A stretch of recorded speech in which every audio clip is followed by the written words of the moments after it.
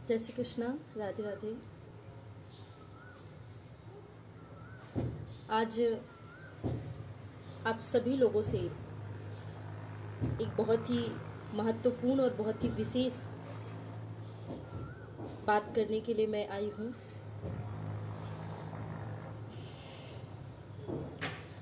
वास्तव में सच कहूँ तो हृदय में इतना दुख है, इतनी तकलीफ़ें हैं, इतना कष्ट है कि ठीक से मनस्थिति भी नहीं बन पाई कि मैं आप सभी से बात कर सकूं। परंतु बात बहुत ज़रूरी भी थी, इसलिए मैंने पूरे विचारों को मंथन करके, सोच के, समझ के, और फिर मैंने विचार किया कि मुझे आप सभी से जुड़ना चाहिए। थोड़ी दिन पहले हमने एक श्रृंखला चलाई पाश्चात्य से सनातन की ओर। आप सभी का बड़ा स्नेह मिला, प्रेम मिला, और मैंने उसके तुरंत बाद विचार किया था कि आप सभी से उसकी जो भी कंक्लूज़न निकले, जो भी आप सभी के फीडबैक मिले, जो भी आप सभी की जिज्ञासाएं थी, उसके विषय में मैं आपसे बात करूंगी। परंतु अचानक जब सुबह फ़ोन उठता है और देखती हूँ तो पता चलता है कि 20 जवान हमारे शहीद हो गए। समझ में ही नहीं आता कि हम कर क्या रहे हैं। जिस चाइना की रोजी रोटी मैं कह सकती हूँ उस देश की वजह से चलती है, सबसे बड़ा व्यापार ये देश दे रहा है उसे, और इस समय ऐसी नीचता वो देश दिखा रहा है।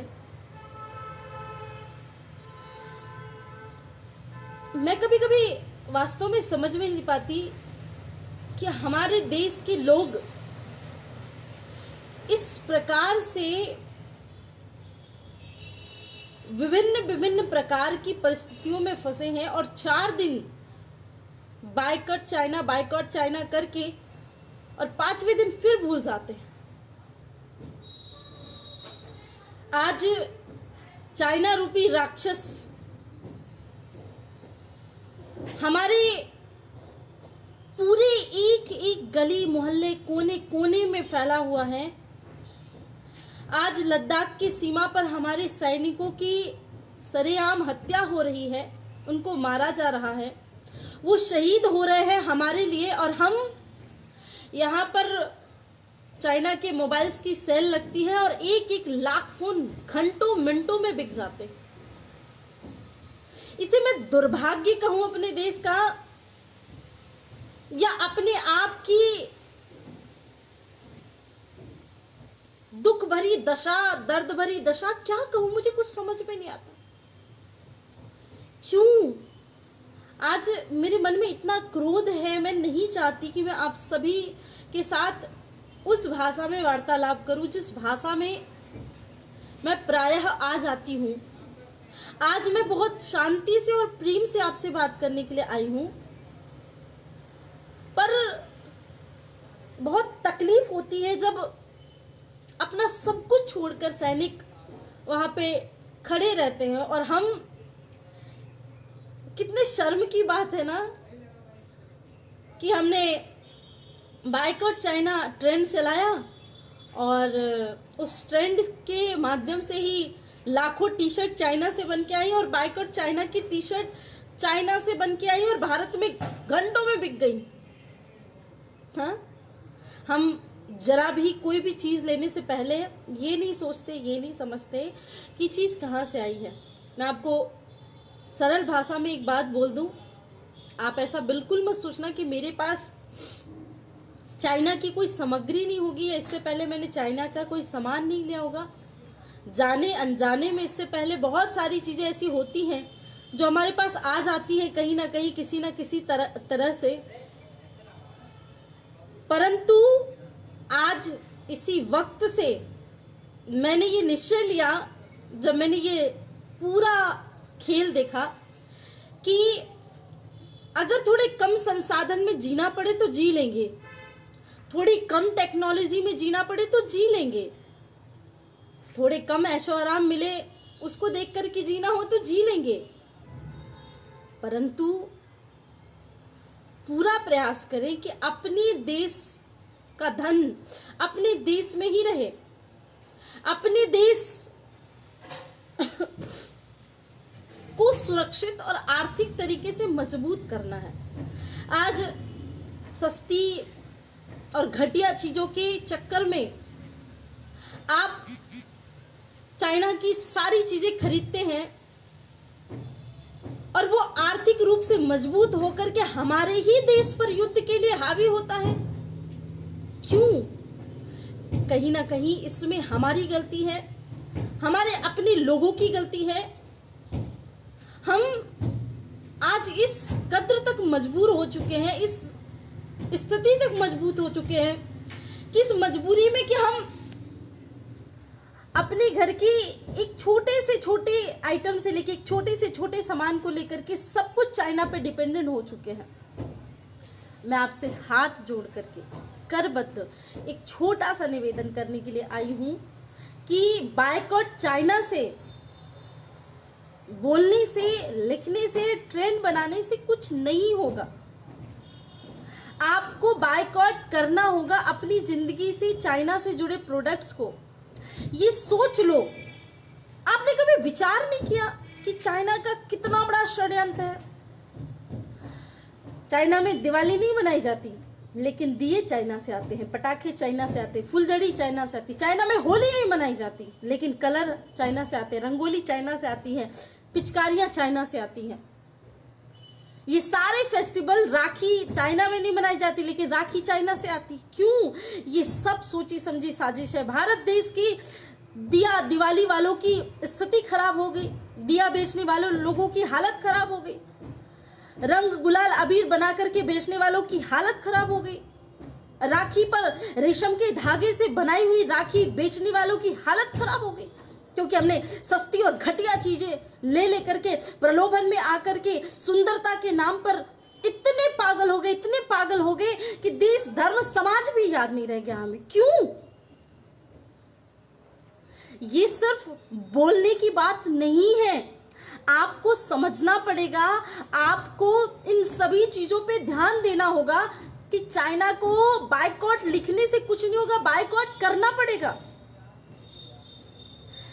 मुझे किसी सज्जन ने बताया कि पढ़े लिखे सज्जन थे और उनकी कुछ 50वें जन्मदिन की बात थी और जन्मदिन के अवसर पर उनको कुछ उपहार आए तो दूसरे दिन उन्होंने सारे उपहार को खोले और उपहार को खोल करके वो देख करके दंग रह गए।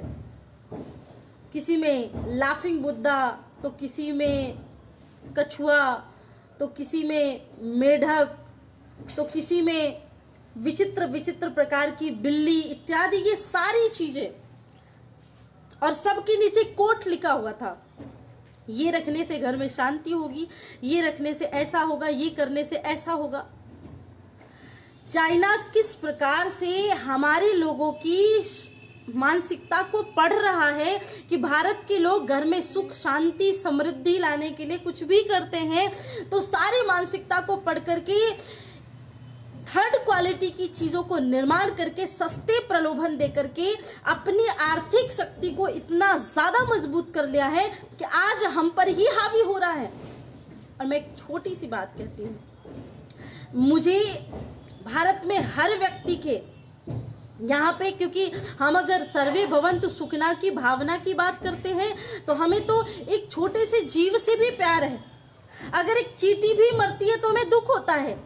तो मुझे किसी भी व्यक्ति की मृत्यु का मैं कोई तमाशा नहीं बना रही हूँ, लेकिन मैं बस इतना कहना चाहती हूँ कि अगर आज कोई एक फेमस सेलिब्रिटी, उसकी डेथ हो जाती है अकारण, किसी कारणवश उसकी मृत्यु हो जाती है, तो पूरी मीडिया, सारे सोशल मीडिया अकाउंट्स के लोग सब एक साथ पूरा ट्रेंड चलाते हैं और सारे लोग पीछे पड़े रहते हैं, ऐसा हुआ, वैसा हुआ, ये हुआ। हर 10 सेकंड में मैं देखती हूँ मेरे पास न्यूज आती है। लेकिन भारत देश के लिए जान देने वाले, देश समाज संस्कृति के लिए जीने वाले हमारे फौजी भाई जब बॉर्डर पे 20 जवान शहीद होते हैं तो लोग, ये जो छाती पीटने वाले लोग हैं, पता नहीं कहां चले जाते हैं। इनका कोई नामो निशान नहीं मिलता। मुझे किसी भी व्यक्ति से कोई आपत्ति नहीं है, सबके प्रति मेरी सहानुभूति है, लेकिन ये कहाँ का न्याय है कि जिन्होंने हमें जीवन दान दिया, आज हमारे देश का हर सैनिक बॉर्डर पे इसलिए मरता है कि हम जी सके, और हम अपने घर में बैठे हैं। हमें ऐसा लगता है, हमें ये प्रतीत होता है कि नहीं, हमें तो कुछ हुआ नहीं, युद्ध तो बॉर्डर में चल रहा है। आप बहुत बड़ी गलतफहमी में हैं।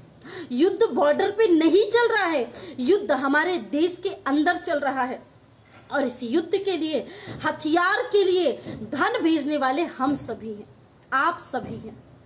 एक एक रुपए हो या 50-50 पैसे हो, हर वो व्यक्ति हमारे लिए जिम्मेदार है जो व्यक्ति चाइना के प्रोडक्ट खरीद करके, मैं कल पढ़ रही थी कि किसी मोबाइल की सेल चल रही थी चाइना की, और सेल के माध्यम से 1 लाख फोन घंटों में बिक गए, और दूसरे सेल के लिए लोगों ने एडवांस में बुकिंग कर दी। वाह रे वाह,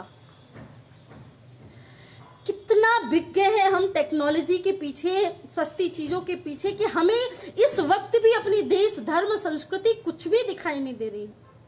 मैं आप सभी से हाथ जोड़ करके आज ये प्रार्थना करने आई हूं कि चाइना से किसी भी प्रकार का रिश्ता रखना हमारे सैनिकों की मृत्यु को अपमानित करना होगा। कि आज वो शहीद हुए हैं, उनकी शहादत पर भी अगर हम इस तरीके से चाइना को सपोर्ट करते रहे तो स्थिति इतनी बद से बदतर होने वाली है। आप सभी से हाथ जोड़ करके मैं प्रार्थना करती हूं, मैं जिस दुख से, जिस दर्द से गुजर रही हूं, मैं आप सभी से नहीं साझा कर सकती, लेकिन हर रात्रि को नींद नहीं आती, दुख होता है, भारत की इस तस्वीर को देख करके कष्ट होता है। मेरा जो स्वभाव है वो भावुक होने वाला स्वभाव नहीं है, लेकिन आप सभी ने स्थितियां इतनी खराब कर दी हैं कि आज देश किस विषम परिस्थिति में जा रहा है, हमने अपनी आंखें बंद कर ली हैं। आज अगर एक फौजी भी देश के लिए शहीद होता है तो मेरी आत्मा ऐसे रोती है, क्योंकि मैं उनको भगवान मानती हूँ। वो मेरे लिए सुपर हीरो वही है, असली हीरो वही है। मैं नहीं मानती किसी ऐसे व्यक्ति को एक्टर जो फिल्मी सिनेमा के अंदर, चलचित्र के अंदर कोई किरदार निभा करके 2 घंटे के लिए हमारा हीरो बन जाता है। हमारे असली हीरो वही है जो 24 घंटे जहां इंसान पांव नहीं रख सकता ना, वहां वो भारत का झंडा गर्व से लहरा करके आते हैं। लेकिन हम आप सभी से निवेदन करते हैं, हम आप सभी से प्रार्थना करते हैं कि आज ये परिस्थिति को निर्माण कराने वाले कहीं ना कहीं हम ही हैं, और हमें इस बात पे गौर करना होगा कि आज इसी वक्त से ये संकल्प लें। मैं जितने लोगों तक की बात पहुंचा रही हूं, आप ज्यादा से ज्यादा लोगों तक पहुंचाइए, और अगर आप में से जितने लोग सुन रहे हैं, अगर आप लोगों ने भी मेरी बात मान के और 5 लोगों को भी समझाया, बताया, तो मैं वास्तव में समझूंगी कि आप सभी लोगों से मेरा बात करना, अपनी बातों को साझा करना सार्थक हो गया। मैं सिर्फ एक छोटी सी बात कहना चाहती हूँ आप सभी से कि मैंने इतने वर्ष, समझ के चलिए पूरा जीवन ही कथा के लिए दे दिया। मैंने जब से होश संभाले, भगवत भक्ति और अपना जीवन गवा दिया, तो क्या उस समय के लिए, उस सार्थक समय के लिए आप मेरे लिए इतना नहीं कर सकते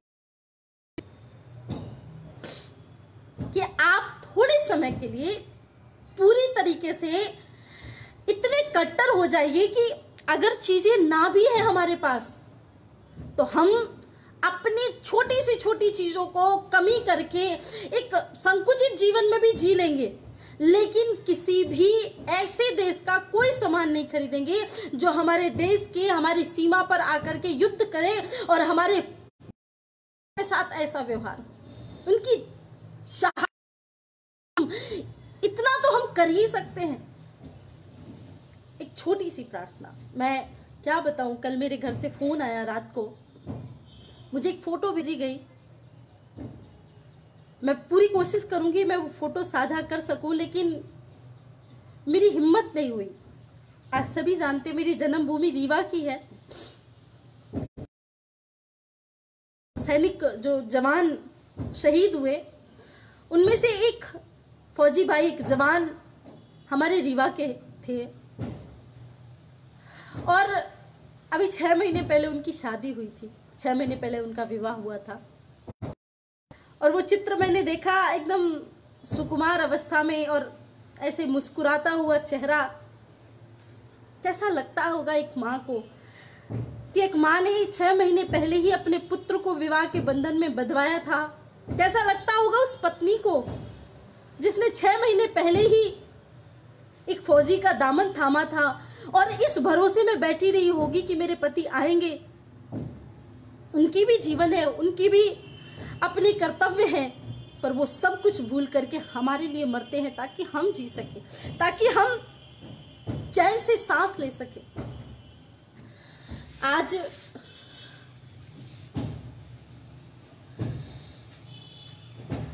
कुछ बोलने से पहले भी इतना हृदय टूटा हुआ है, इतना दुख हो रहा है कि मैं क्या करूं। अगर आपको थोड़ी सी भी मेरी बात समझ में आई हो और अगर मेरी बात आपके हृदय तक पहुंची हो तो मैं आप सभी से प्रार्थना करती हूँ। मैंने आप सभी से जीवन में कभी कुछ भी नहीं मांगा। मैंने ना तो सार्वजनिक तौर पे आकर के आपसे कभी किसी भी प्रकार की सहयोग की कामना की, ना ही मैंने आप सभी से कभी भी कुछ भी मांगा। मैं एक बहुत ही साधारण सा जीवन जीती हूँ और वैसे ही जीवन जीना पसंद करती हूँ। मैं बहुत प्रसन्न हूँ अपने देश में, अपनी संस्कृति के साथ, अपने आसपास के वातावरण के साथ, अपने परिवार के साथ, अपने कुटुंब के साथ, अपनी भारत भूमि के साथ मैं बहुत प्रसन्न हूँ और मैं बहुत सौभाग्यशाली हूँ कि भगवान ने मुझे इस भूमि पे जन्म दिया। पर आज मैं आप सभी से मांग रही हूँ सिर्फ एक छोटी सी चीज, हाथ जोड़ करके प्रार्थना करके निवेदन करके आप सभी से मांग रही हूँ कि आज से और इसी वक्त से चाइना से रिलेटेड सारी चीजों का बहिष्कार करना है। कोई भी सामान चाइनीज नहीं लेना है और चाइनीज ही नहीं, मैं आपसे हाथ जोड़ करके निवेदन करती हूँ स्वदेशी चीजों पे आइए। मैं खुल करके कहती हूँ पतंजलि जैसे प्रोडक्ट जिनमें आधे से ज्यादा जितने प्रोडक्ट आप देखेंगे सब आयुर्वेदिक प्रोडक्ट है, मैं बहुत गर्व से उनका इस्तेमाल करती हूँ। बहुत अच्छे प्रोडक्ट है और भी बहुत अच्छी कंपनियां हैं भारत की जो बहुत अच्छी अच्छी चीजें बनाते हैं, हमने कभी उनको देखा ही नहीं। मैं इसीलिए 7 दिन की श्रृंखला लेके आई थी पाश्चात्य से सनातन की ओर, ताकि आप स्वदेशी चीजों में शिफ्ट हो सके, ताकि आप स्वदेशी चीजों को अपना सके। आज से आप सभी वचन लीजिए कि अपने दैनिक जीवन में बाहर से लाई हुई किसी भी सामग्री का, जो भी इस देश से बाहर की सामग्री है, उसको इस्तेमाल करना बंद करिए ताकि दुनिया देख सके कि भारत में ये शक्ति है। मैं कल एक मैसेज पढ़ रही थी कि चाइना के पास एक बहुत बड़ी ताकत है, वो है एकता। लोग नहीं जानते भारत जैसी एकता तो पूरी दुनिया में कहीं नहीं है। बस एक बार आपको अपने अंदर की उस भावना को, देशभक्ति को पुनः जागृत करना होगा। उठिए, खड़े होइए, ये समय है अपने देश, अपने धर्म, अपने समाज, अपनी संस्कृति के लिए लड़ने का। ये समय है अपने देश और अपने सैनिकों की मृत्यु का, शहादत का बदला लेने का। और वो बदला आप तभी ले सकते हैं जब आप उनकी आर्थिक स्थिति को तोड़ करके रख देंगे, और आप ये कर सकते हैं। हाथ जोड़ करके आप सभी से निवेदन है, प्रार्थना है, आप सभी बहुत ज्यादा ट्रेंड पे ना चले, बहुत ज़्यादा कपड़े, फैशन और इन चीज़ों को फॉलो करके ना करें कि हमने चाइना की बाइकआउट की टी शर्ट पहनी है तभी हम चाइना का बाइकआउट कर सकते। नहीं, ये सारी चीज़ें वहीं से बन के आ रही हैं। अपने जीवन में लेकर के आइए, स्वदेशी अपनाना है और चाइना को बाइकआउट करना है, दिखा देना है पूरी दुनिया को कि भारत जैसी शक्ति कहीं नहीं है। मैं माननीय प्रधानमंत्री जी को भी नमन करती हूँ, उनके हर फैसले को नमन करती हूँ और आगे भी विश्वास रखती हूँ कि वो अपने देश, धर्म, समाज के लिए, हित के लिए अच्छा ही फैसला लेंगे। देश के सभी वरिष्ठ जनों से भी निवेदन करती हूं करबद्ध कि इस समय भारत की स्थिति बहुत बुरी है। कोरोना का समय चल रहा है, पूरा विश्व लड़ रहा है इस समय, और देश हमारा बहुत अच्छे से फाइट करेगा इस जंग से, कोरोना रूपी राक्षस से। तो हम हार नहीं सकते, क्योंकि हमें पता है कि हमारा इम्यून सिस्टम बहुत अच्छा है।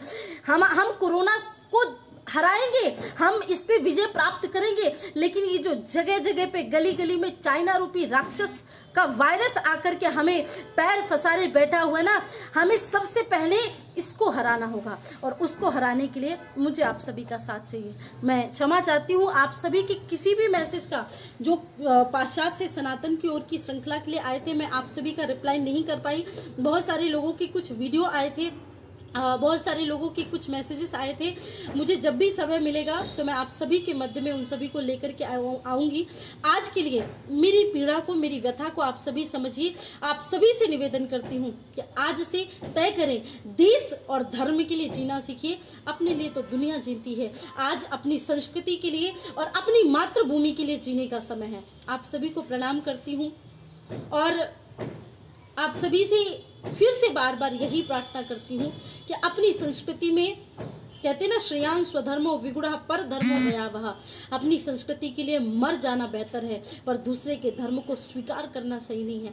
आज से घर में कोई भी चीज ये मत करिएगा कि बहुत सारे लोगों को मैंने देखा मूर्खतावश वीडियो भेज रहे हैं कि मैंने चाइनीज फोन ले रखा है तो उसको मैंने तोड़ दिया, ये कर दिया, वो कर दिया। इन सब चीजों को आप विचार में मत लाइए। जो चीजें आपने ले ली, क्योंकि वो तो आपकी आर्थिक शक्ति आपने ही लिया है, आज के बाद अब कोई दूसरा प्रोडक्ट आपको और नहीं खरीदना है, और उस देश को ये दिखा देना है कि हम भारतवासी, हम देशवासी जब एकजुट हो जाते हैं तो बहुत बड़े बड़े विधर्मियों के भी छक्के छुड़ा देते हैं।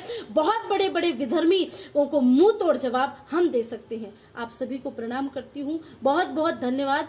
जय हिंद, जय माँ भारती, जय भारतीय सेना, जय श्री राम।